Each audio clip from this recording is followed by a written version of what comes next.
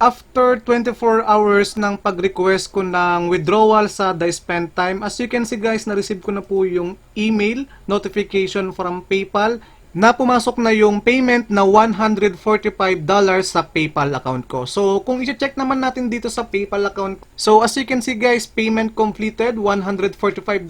Then, open natin. So, ayan guys, yung transaction details, payment received, which is today, July 10, $145.28.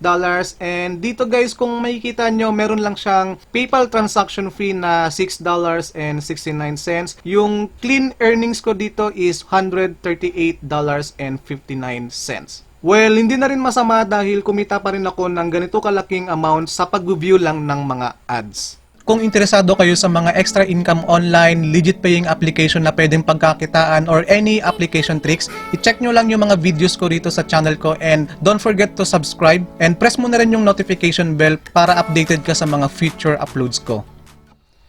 Hello guys! Welcome back to my channel, and in today's video, I will share another site na kung saan ay pwede tayong kumita ng free PayPal cash by just clicking and viewing on the page. Take note guys, napakadali lang pong mag-ipon dito, and bibigyan ko rin po kayo ng tips para maging effortless yung paggamit nyo dito, and at the same time is kumikita po kayo dito sa site na to.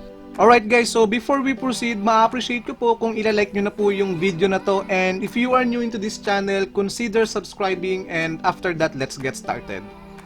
So yung website name guys is jetsman.com, pero yung company name po is The Spend Time. So ang gagawin nyo lang dito guys sa site na to para kumita is magkiklik lang po kayo at mag-review ng ads. And yun lang po, wala na kayong ibang gagawin dito.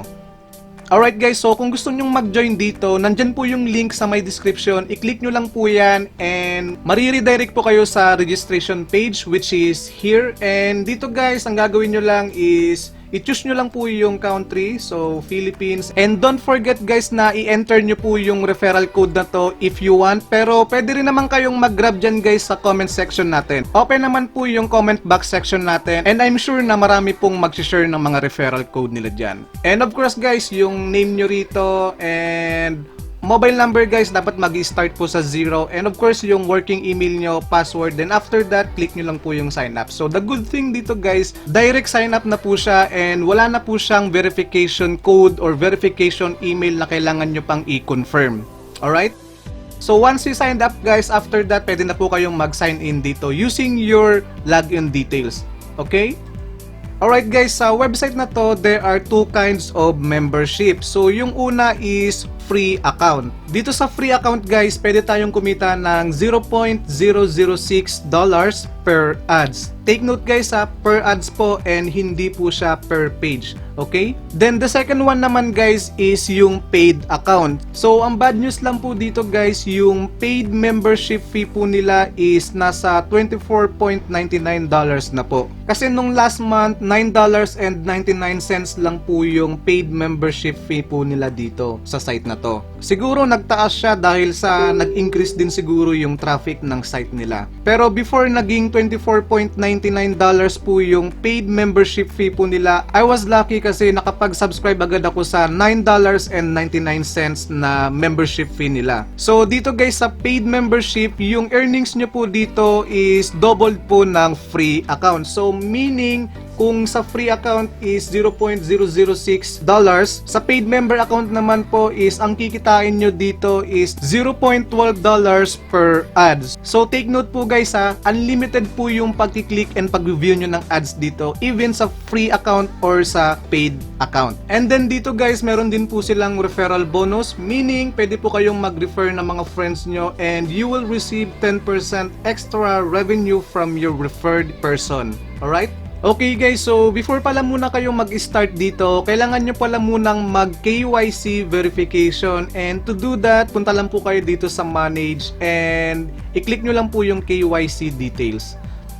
So dito guys sa KYC verification ng site na to, any valid ID can do. So pwede nyo pong gamitin yung mga TIN ID nyo, SSS ID, or kahit anong valid ID. Alright? And then after that, kailangan nyo rin pong i-provide yung PayPal ID nyo. So wag po kayong malilito guys ha, yung PayPal ID po is yan po yung PayPal email na ginagamit nyo to log in sa PayPal account nyo. Alright? So, to start earning here, punta lang kayo dito guys sa my daily task.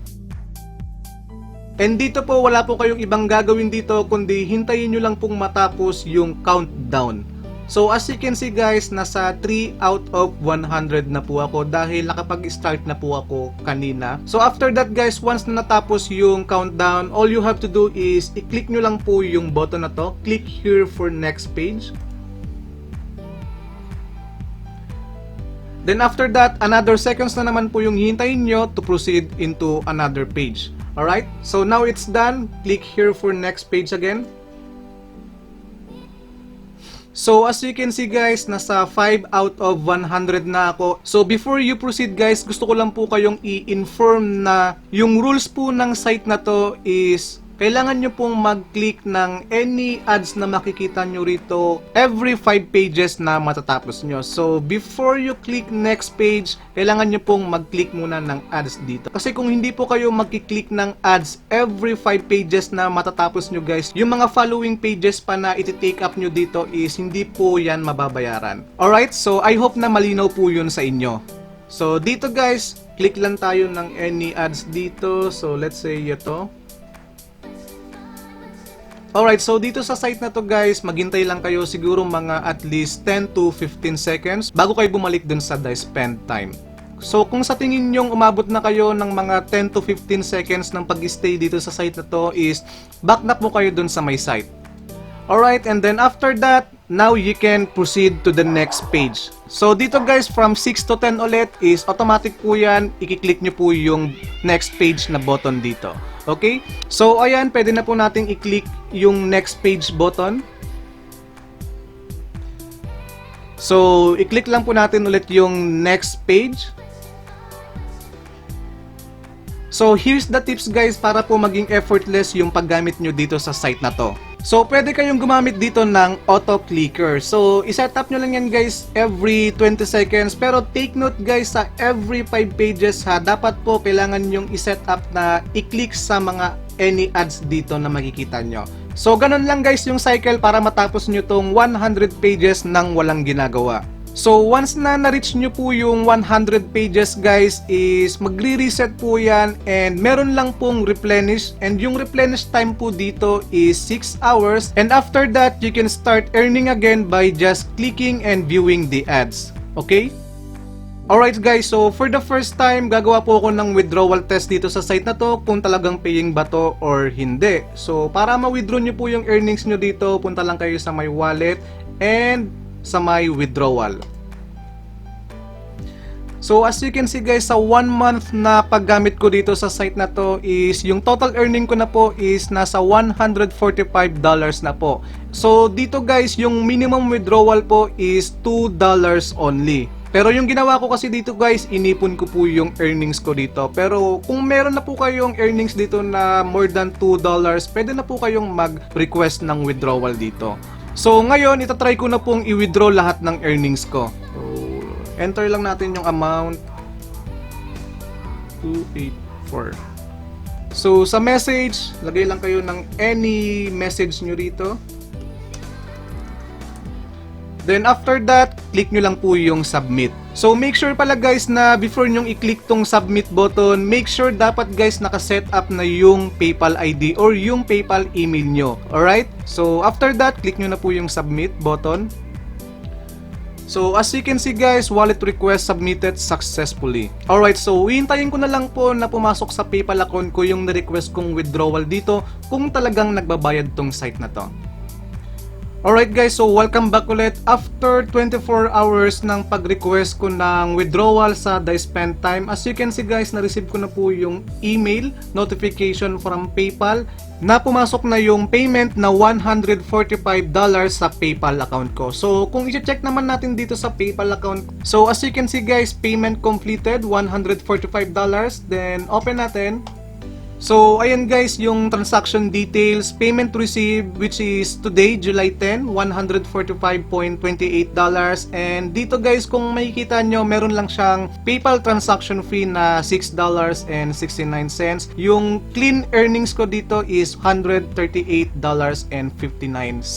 Well, hindi na rin masama dahil kumita pa rin ako ng ganito kalaking amount sa pag-view lang ng mga ads. So, ang masasabi ko lang, legit talaga and paying ang the spend time. So, dito nga guys, medyo mabagal nga lang yung sa free account, pero you can still earn. Pero kung gusto nyo pong mas mabilis kumita dito sa site na to is, I suggest na mag-subscribe po kayo dito sa paid membership nila, which is $24.99 only. And you can earn $0.12 per ad. So take note guys ha, unlimited po yan. Alright guys, so yun lang muna for today and sana nakatulong po sa inyo tong video review na to regarding dito sa The Spend Time. So that's it for now guys. Please don't forget to subscribe and click the notification bell para updated kayo sa mga next upload ko pa. So happy earnings guys!